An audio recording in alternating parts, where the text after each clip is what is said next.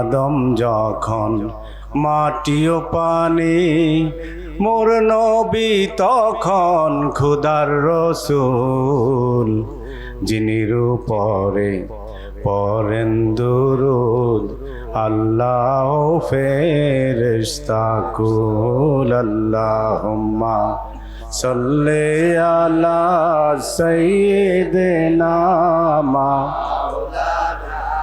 মুহাম্মাদ ওয়া আলা মাওলানা মুহাম্মাদ। আল্লাহুম্মা সাল্লি আলা সাইয়্যিদিনা মাওলানা মুহাম্মাদ সাইয়্যিদিনা মাওলানা মুহাম্মাদ।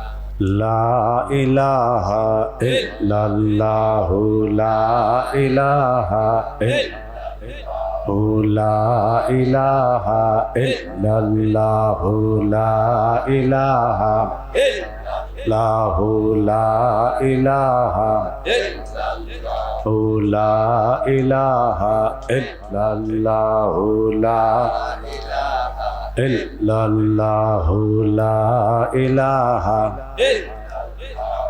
হাসবি রাব্বি জাল্লাল্লাহ মাফি কলবি গায়রুল্লাহ নূর মুহাম্মদ সাল্লাল্লাহু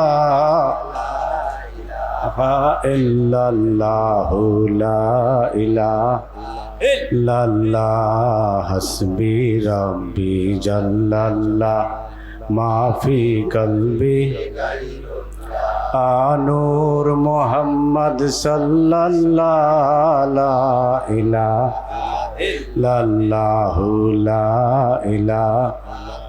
লা ইলাহা ইল্লাল্লাহু মুহাম্মাদুর রাসূলুল্লাহ সাল্লাল্লাহু আলাইহি ওয়াসাল্লাম। ইয়া রাসূলাল্লাহ ইয়া হাবিবাল্লাহ ইয়া রাসূলাল্লাহ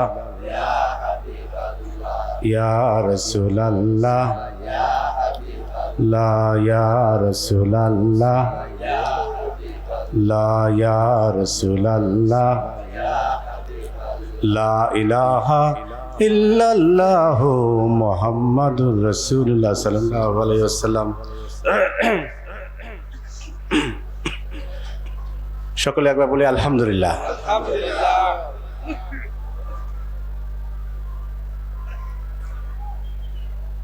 বড় পীর শায়েখ সৈয়দ গাউসুল আজম আব্দুল কাদের জিলানী রাদিয়াল্লাহু তাআলা অনুসরণে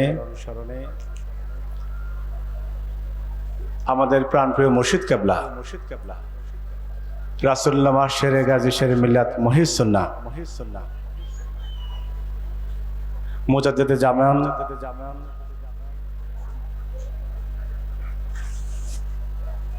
শেরে গাজী আল্লামা আকবর রেজভী রাদিয়াল্লাহু তাআলা আনহু কর্তৃক প্রতিষ্ঠিত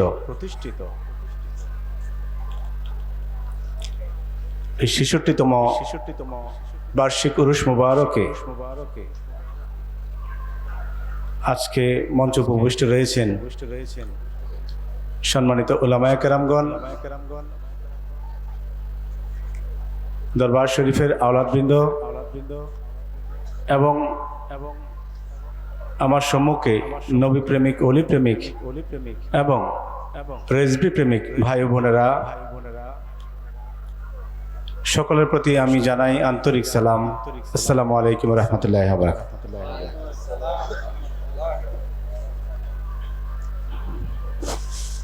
আজকের এই অনুষ্ঠানে হাজিরা দিতে পেরে কি আমরা খুশি কিনা? খুশি। কেন খুশি? কেন খুশি? আমরা উরুস মাহফিলে এসেছি, ওলিয়া কেরামগণের জিয়ারতে এসেছি, ঠিক না? তিনাদের কাছে আমরা ফয়েজ দিব, ঠিক আছে, বরকত লাভ করব। আমি আমার আলোচনা অতি সংক্ষেপ করব, যেহেতু আমার পরে আরো আলোচকবৃন্দ আছেন, তিনি আসবেন মঞ্চে। সামান্য সময়, আমার অনেক কিছু বলার থাকলেও সবকিছু বলবো না, আমি সামান্য সময়ের মধ্যে বিদায় নিব। তো আমরা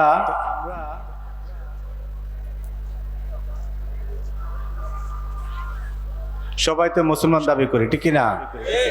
এই মুসলমান দাবির দলিলটা কি? এই মুসলমান দাবির দলিল কি? এই মুসলমান দাবির দলিল কি? আল্লাহ। এক আল্লাহতে বিশ্বাস করলে কি মুসলমান দাবি করা যাবে?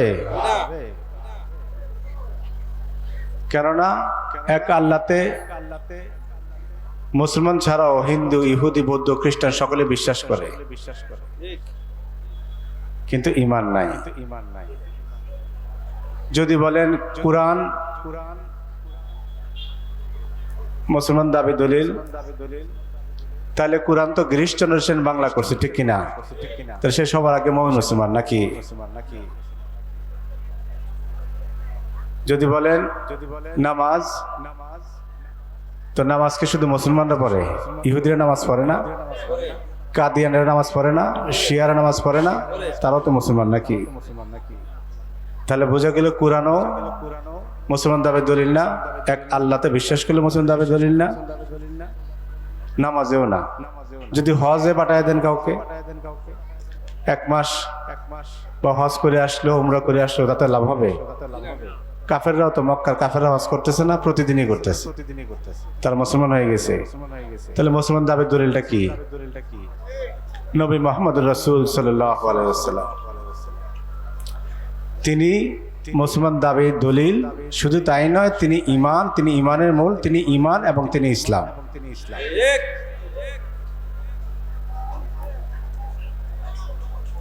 শুধু এক আল্লাহতে বিশ্বাস করলে মুসলমান দাবি করা যাবে না। ফতোয়া স্বামীতে এসেছে, আল্লামা স্বামী বলছেন, মান ক্বালা লা ইলাহা ইল্লাল্লাহ ফাকাত লা ইউমিনু, যে ব্যক্তি শুধুমাত্র এক আল্লাহতে বিশ্বাস করবে, স্বীকৃতি দিবে, সে কখনোই মুসলমান হতে পারবে না।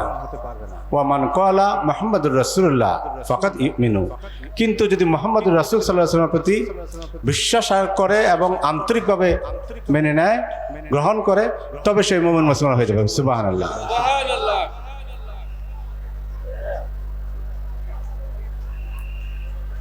তাহলে বোঝা গেল নবী মুহাম্মদ রাসূল সাল্লাল্লাহু আলাইহি ওয়াসাল্লাম তিনি মুসলমান দাবির মূল দলিল, ঠিক কি না? তিনি যদি মুসলমান দাবির দলিল হয়,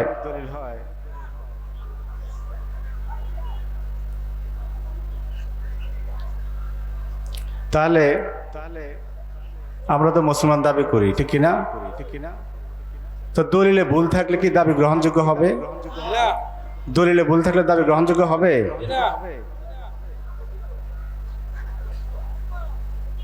দলিলে ভুল থাকলে দাবি গ্রহণযোগ্য হবে না। আপনি যদি দাবি করেন যে এই জায়গাটার মালিক আপনি, এই দাগ নাম্বার, এত দাগ নাম্বার, 820 দাগ নাম্বার, এই দাগ নাম্বারের মালিক আপনি, আর দলিলে যদি থাকে 830 নাম্বার, তাহলে মালিক হবে? আপনি যা দাবি করতেছেন দলিলে তো তাই থাকতে হবে। এবার দলিলে যদি ভুল থাকে, তাহলে সেই দাবি গ্রহণযোগ্য হবে? তাহলে যারা বলে নবীজি আমাদের মতো মানুষ, রক্ত মাংস করার, নাউজুবিল্লাহ জালেক, তাহলে কি তারা মুসলমান দাবি করতে পারে? মুসলমান দাবি চলে? কেননা দয়াল নবী যদি আমাদের মতো রক্ত মাংস করা মানুষ হয়, নাউজুবিল্লাহ জালেক, আর সেইটা দয়াল নবী যদি তার যদি মুসলমান দাবির দলিল হয়, তো দলিলে তো ভুল আছে। কেমনে ভুল আছে? তাফসিরে রুহুল বানায় আছে, আল ইনসানু মুরাক্কাবুন মিনাল খাতা'i ওয়ান নিসিয়ান, মানুষ গঠিত হয় ভুল এবং গুনাহ, এই দুয়ের সমষ্টিগত সমন্বয়ে। ভুল এবং গুনাহ এই দুয়ের সমন্বয়ে। কাজে মানুষ মাত্রই ভুল থাকবে, গুনাহ থাকবে, মানুষ মাত্রই ভুল থাকবে, গুনাহ থাকবে।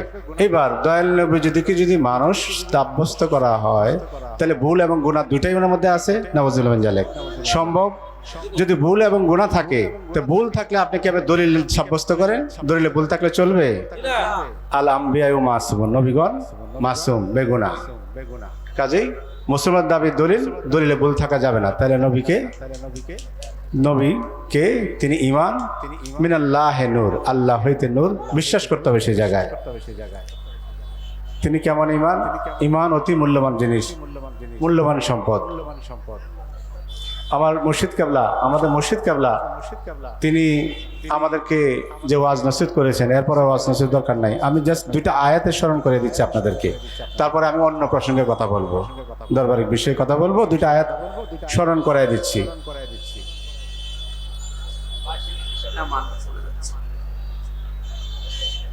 সূরা বাকারার 177 নম্বর আয়াত রয়েছে, লাইসার বিররা আন তুওয়াল্লু ওজহাকুম কিবলাল মাশরিকি ওয়াল মাগরিব।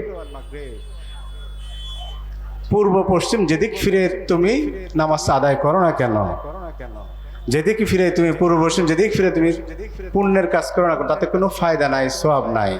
সওয়াব রয়েছে ওয়ালা কিন্নাল বিররা মান আমানা বিল্লাহ, একমাত্র ঈমানের মধ্যে। বলেন সুবহানাল্লাহ। সূরা বাকারা 177 নম্বর আয়াত। সওয়াব রয়েছে একমাত্র ঈমানের মধ্যে। আগে ঈমান, তারপরে আমল।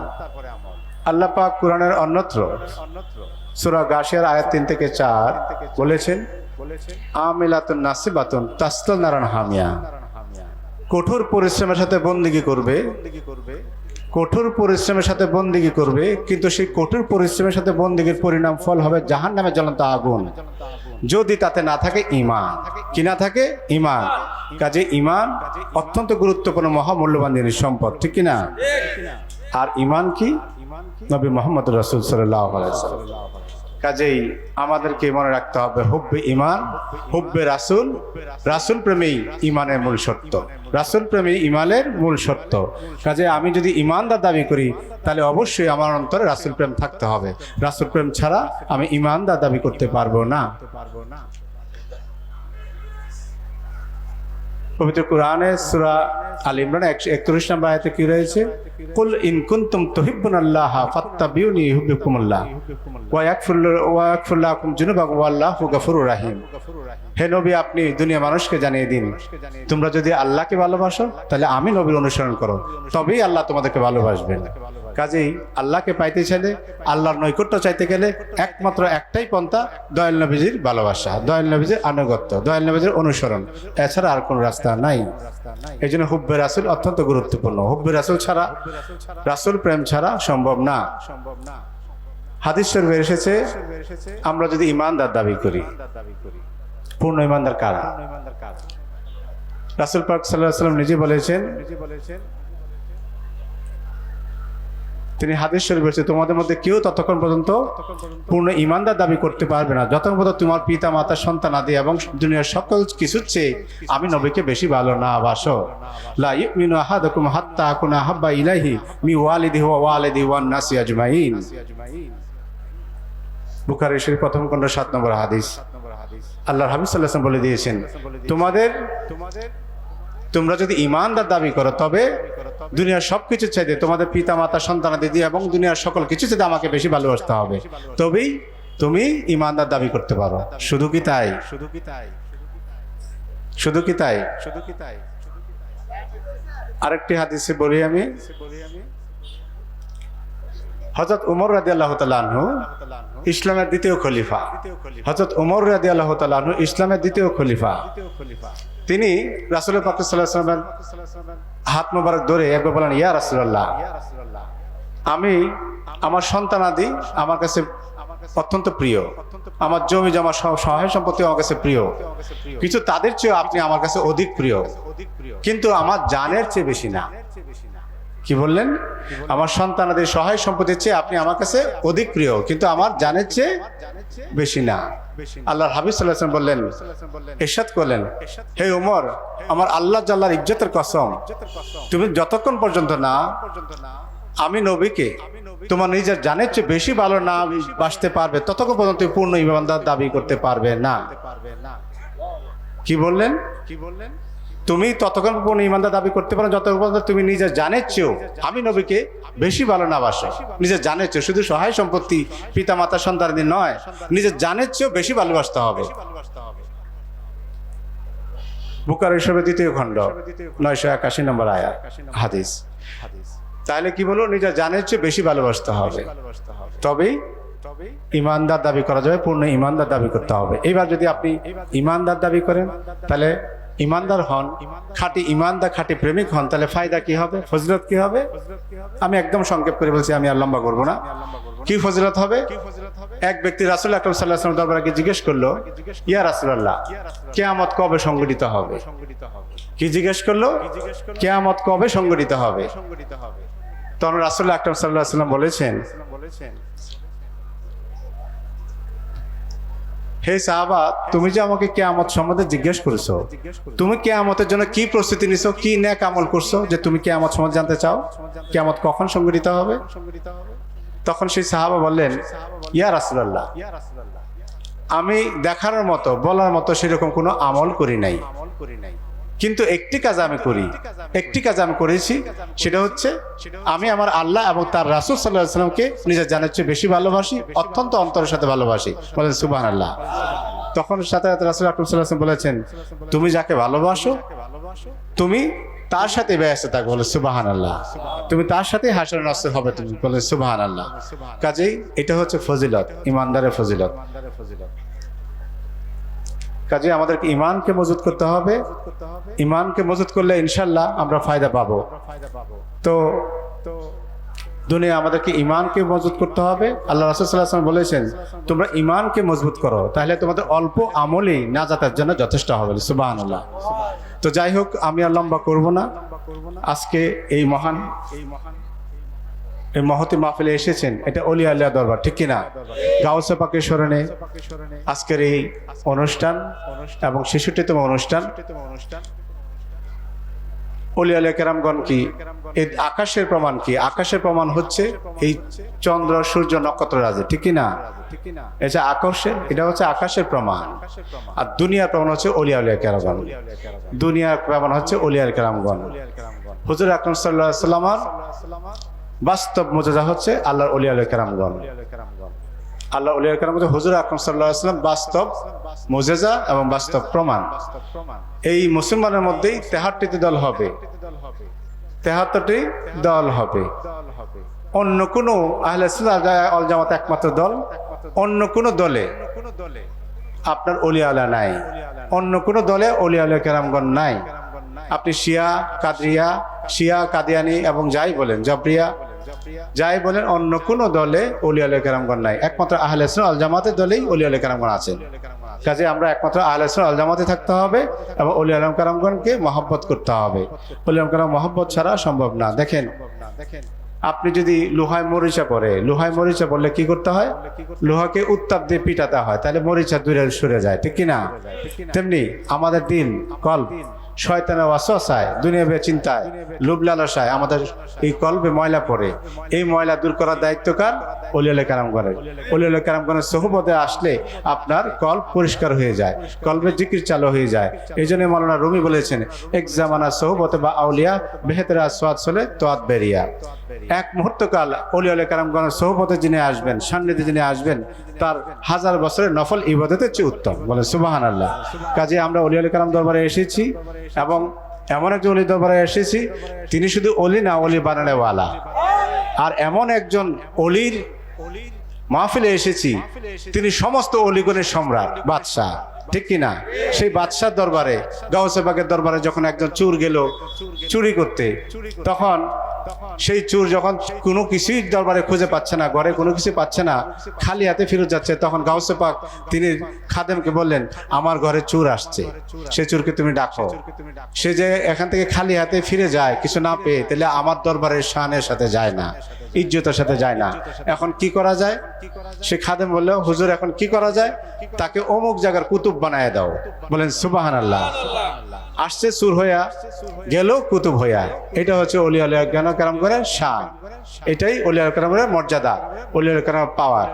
কাজে আমরা আসছি রিজভী দরবার শরীফে, যিনি ওলি বানানোওয়ালা, তিনি সান্নিধ্যে আসছি। যতক্ষণ সময় আমরা পারবো আমরা তিনি মোরাকাবায় ব্যস্ত থাকবো এবং ওনার সান্নিধ্যে থাকবো, আমরা যেন কিছু নয় ফয়েজ নিতে পারি, বরকত নিতে পারি এবং পরকালের জন্য আমরা লাভবান হতে পারি। যাই হোক, আমি আপনাদের সম্মুখে কয়েকটি বিষয় গতকালকে বলেছিলাম আমি উত্থাপন করব।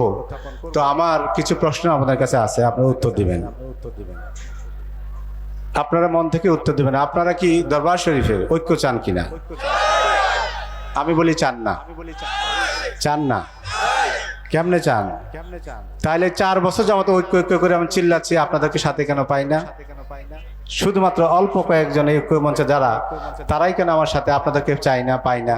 তাহলে আপনারা বলেন একটা, করেন আর একটা, বলেন একটা, করেন একটা। আমার পরে যিনি আয়সা বলবে কিসের ঐক্য, তখন হলো এইটাই, এটাতে জি জি জি।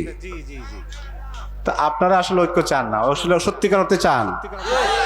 ঐক্য চাওয়ার ফজিলত কি দেখছেন? আজকে ঐক্য মঞ্চে কিন্তু আমরা একসাথে একটা মঞ্চে বসতে পেরেছি। আপনি 2020 সালে, 21 সালে, 22 সালে যদি চিন্তা করেন, 23 সাল পর্যন্ত চিন্তা করেন, ঐক্য মঞ্চ না থাকার কারণে কিন্তু আমাদের 140 জারি হয়েছিল, ঠিক কিনা? তখনই আমি উদ্যোগ নিয়েছিলাম ঐক্য মঞ্চ করতে হবে, এবং সেই থেকে ঐক্য মঞ্চ একটা সংগঠন করি। তাদের সহযোগিতা সারা দেশে আমি মোটামুটি চেষ্টা তদবির করে ঐক্য মঞ্চ একটি সংগঠন করেছি, এবং আমি বারবার প্রশাসনের কাছে আমি চেষ্টা করেছি এই ঐক্য মঞ্চ দরবার শরীফে কেন দরকার, এবং সেই হিসেবে প্রশাসন ও জেলা প্রশাসন আমাকে যথেষ্ট সহায়তা করেছে। আজকের এই মঞ্চে আমরা বসতে পেরেছি। হয়তো আমরা যদিও ঐক্য মঞ্চে বসতে পেরেছি, কিন্তু আমরা এখনো এক হতে পারি নাই। এক হতে পারছি? এক যদি হইতে পারতাম তাহলে আমার সাথে আমার চাচা জান কিবলা থাকতেন, এক যদি হইতে পারতাম তাহলে আমার সাথে আমার বড় ভাইজান কিবলা থাকতে পারতেন, আমরা সকলে আওলাদ বিন্দু একসাথে থাকতে পারতাম, পারতাম কিনা? আমরা এখনো হইতে পারি নাই। তবে হয়তো আপনারা দেখেন আমরা উদ্বোধনের সময় একসাথে থাকি, আবার আখিরি মোনাজাত দশায় এক সময় থাকি। আপনারা একটু পরে আসেন, আমি ছেড়ে দিব।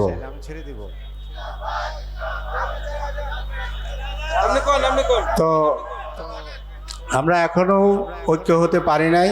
এই ঐক্য হওয়ার জন্য আপনাদের সহযোগিতা দরকার। আপনারা ডিস্টার্ব করলে মঞ্চ ছাড়বো না, ডিস্টার্ব করলে মঞ্চ ছাড়বো না। আমি ঐক্যের জন্য চেষ্টা করে আসতেছি 2019 সাল থেকে, এবং পর্যায়ক্রমে ধারাবাহিকভাবে আমি 11টা ঐক্য বলছিলাম। প্রথমেই আপনারা জানেন 10-11 তারিখ পরিবর্তন হয়ে গিয়েছিল, 9, 10, 11, 12। সেই জায়গায় 10-11 ঠিক করেছি। এখন 10-11 অনুষ্ঠিত হয়, 1 বছরে হয়নি। তারপরে 1 বছর 2 বছর পরে আমরা চেষ্টা করেছি আমরা এক মঞ্চ করব। আলহামদুলিল্লাহ 2024 সালে আমরা এক মঞ্চে আসতে পেরেছি। 2025 সালে আমরা চেষ্টা করেছিলাম শুধু আমরা এক মঞ্চে থাকবো না, বাইরে আমরা অনুষ্ঠানগুলিতেও, আপনারা যেখানে আমাদেরকে দাওয়াত দেন সেই অনুষ্ঠানগুলিতে আমরা একসাথে থাকি না। দরবারে অনুষ্ঠানে একসাথে থাকলেও, কেননা বৃহত্তর কুমিল্লা যখন ঈদে মিলাদুন্নবী সাল্লাল্লাহু আলাইহি ওয়াসাল্লাম অনুষ্ঠিত হয়, তখন আমরা একসাথে যেতে পারি না। একজন উপস্থিত হলে আরেকজন যাব না। এক মাহফিলে আপনি দাওয়াত দিয়েছেন আমাকে, তো আরেকজন যাবে না। এক মাহফিলে উনি গেছে তো উনি যাবে না। এই যে একটা সমস্যা, তাহলে বোঝা যায় আমাদের আন্তরিক মিলে এখনো হয় নাই। আমাদের আন্তরিক মিলে আগে দরকার, না হলে দরবার কখনো আগাতে পারবে না। দরবার কখনো আগাতে পারবে না, শৃঙ্খলতা ফিরে আসবে না। সেই জন্য আমাদের এক হতে হবে, ঐক্যবদ্ধ থাকতে হবে।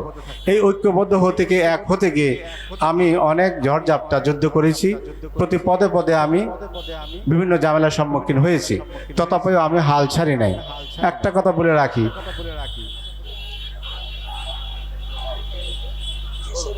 আমি দরবার শরীফে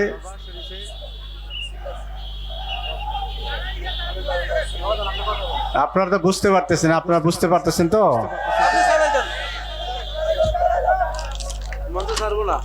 এই আমার হাতে রয়েছে এই একটা দলিল, এখানে জেলা প্রশাসনের সিগনেচার করা। আমি গত পরশুদিন বৃহস্পতিবারে যখন রিজভী দরবার শরীফের ঐক্য মঞ্চে উরুস নিয়ে আমাদের মধ্যে চূড়ান্ত সিদ্ধান্ত হচ্ছিল আমরা উরুস করতে চাই, পারমিশন পাই নাই। তো পারমিশন পাওয়ার জন্য আমাদেরকে একমতে আসতে হবে। অ্যাপ্লিকেশন পড়ছে দুইটা অ্যাপ্লিকেশন পড়লে প্রশাসন তো অনুমতি দিবে না, দরকার ঐক্যমত। তো ঐক্যমতের জন্য যখন জেলা প্রশাসন থেকে বলা হলো আপনারা ঐক্যমত হয়ে আসেন তবেই এক হতে পারেন। যখন ওসি মহোদয় আমাদেরকে নিয়ে বসলেন, আমি 2টা কন্ডিশন দিয়েছিলাম, আসেন আমরা সবাই সম্মিলিতভাবে উরুসটা করি। গাউসে পাকের স্বর্ণ উরুস আমার মহান মুর্শিদ কেবলা একসাথে করেছেন, তখন পর্যন্ত একসাথে করেছি, এখন আসেন আমরা সম্মিলিতভাবে করি। কিন্তু এইটাতেও তাদের অনীহা। আমি বলেছিলাম দ্বিতীয় কন্ডিশন যদি এইটাও মেনে নেন তাহলে হলো, ঠিক আছে একসাথে করবেন না। যার যা তার তার। আমরা আসেন মাহে রমজানের সম্মানার্থে ইফতারি এবং সাহেরি আমরা পয়সা দিয়ে খাবো না, আমরা বিনামূল্যে দিব। এটা মুসলমানের আদর্শ, আমার মুর্শিদ কেবলার আদর্শ। আমার মুর্শিদ কেবলা থাকলে কখনো ইফতার আর সাহেরির টাকাতে বিক্রি করে আপনাদেরকে খাওয়াতেন না, এটা আর আমার আকীদা। কাজেই সেইটা তো তারা রাজি হয় নাই। ফলে আমাদের রুমে যে আলোচনা হলো, ফলে আমাদের কক্ষে যে আলোচনা হলো, তারা মানে না। ওসি সাহেব উঠে চলে গেছেন, বের হয়ে বলতেছে আমি নাকি উরস বন্ধ করা পায়তারা করতেছি, মিছিল করে দিয়েছে, মিছিল মিছিল। তাহলে হলো কি আলোচনা, আর তারা বলতেছে কি? যাই হোক, আলহামদুলিল্লাহ পরের দিন ডিসি মহোদয় ডেকে আমাদেরকে ডাকছেন। আমি আমার আহ্বান জানাইছি, আমরা ঐক্যমতে থাকতে চাই, একসাথে থাকতে চাই, মহান মুর্শিদ কেবলার আদর্শ। এখন স্থায়ী সমাধান চাই। সেজন্য তারা কি করলো, তারা আমাদেরকে ডেকে একটা অঙ্গীকার নামা করলো। এই অঙ্গীকার নামায় আমি আমার যাবতীয় পিছনের সকল কিছু ছেড়ে দিছি, যা আমার চাহিদা ছিল। সেখানে আমরা ওয়াদা করেছি যে আমরা ওয়াদা করেছি পরবর্তী বছর থেকে, আগামী অনুষ্ঠান থেকে পবিত্র উরুস মুবারক উদযাপনের লক্ষ্যে জেলা প্রশাসক মহোদয়ের উপস্থিতি একটি কমিটি গঠন করিব এবং কমিটির মাধ্যমে উরুস পরিচালনা কার্যক্রম পরিচালনা করব। এই মর্মে আমি আনসারের রেজবি সিগনেচার করেছি, আলহাজ মাওলানা সিরাজুল রেজবি সাহেব গত সুযোগ সিগনেচার করেছেন এবং শাহ সৈয়দুল আলম রেজবি সাহেব তিনিও সিগনেচার করেছেন। আলহামদুলিল্লাহ বলি সবাই। আমি আশা করি এখন আপনারা বিভ্রান্ত হবেন না, কারো কথায় বিভ্রান্ত হবেন না। ওরস হবে হবে না, বাস রিজার্ভ করবো কি করবো না, টাকা কি মাইট যাবে কি হবে না, আসতে পারবো পারবো না, মন্ত কাঁদে। ইনশাল্লাহ এই সমস্যা পড়বেন না।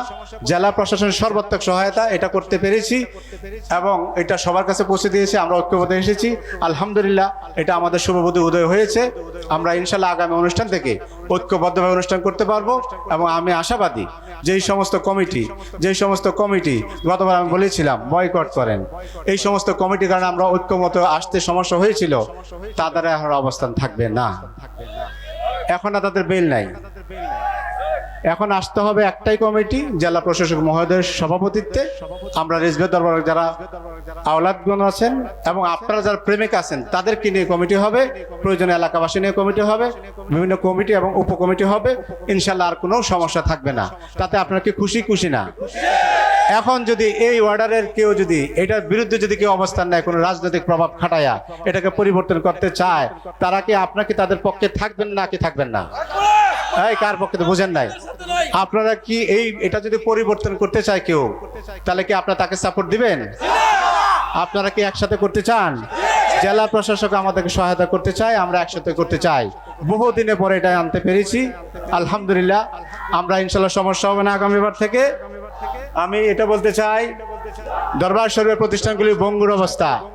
রেজবিয়া মানজুর ইসলাম মাদ্রাসা 14 বছর যাবৎ বন্ধ, চালু করেছি। আমি আপনাদের সহযোগিতা চাই এবং রাবেয়া খাতুন মানজুর ইসলাম মহিলা মাদ্রাসা শুরু করেছি। 3 বছর 3টা প্রতিষ্ঠান বন্ধ ছিল, শুরু করেছি। আপনাদের সহযোগিতা চাই। আমি নারে তাকবীর,